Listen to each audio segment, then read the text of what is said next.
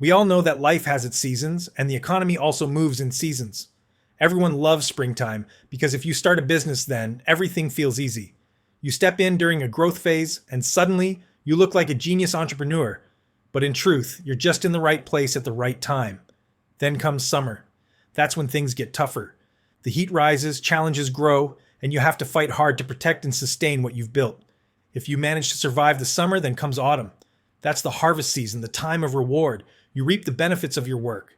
But the wise ones don't just spend everything in autumn. They save a part of it to prepare for the winter ahead. So where are we in the global economy right now? Without a doubt, we're in winter. But winter doesn't mean disaster every single day. It doesn't mean storms and hurricanes nonstop. Winter really means that people's mindset is dominated by fear. They exaggerate problems and see things worse than they are. A true leader sees reality as it is, not worse than it is. Because if you convince yourself that things are worse than they are, you'll lose hope and give up. But at the same time, a leader must also see beyond the present.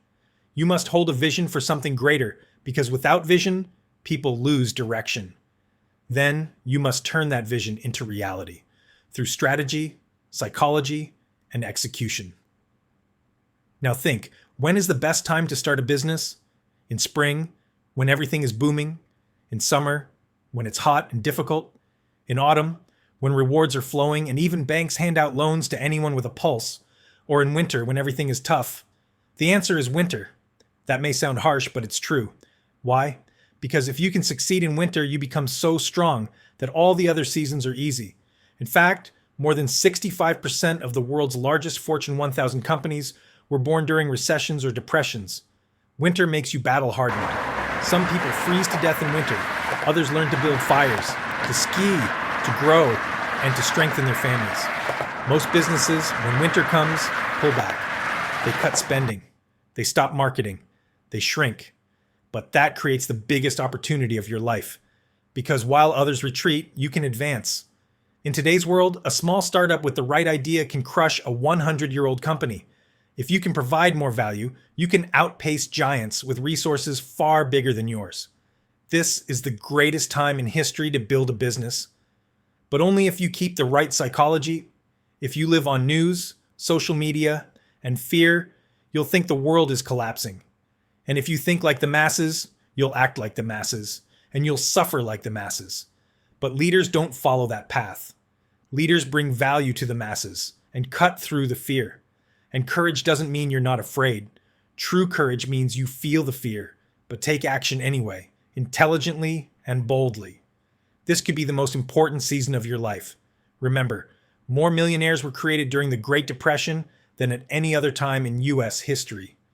Take Joseph Kennedy, father of President John F. Kennedy. In 1929, he was worth about $4 million, roughly $40 million in today's terms.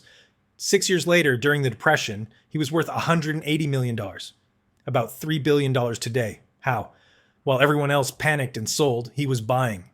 He understood something simple but powerful. No problem lasts forever.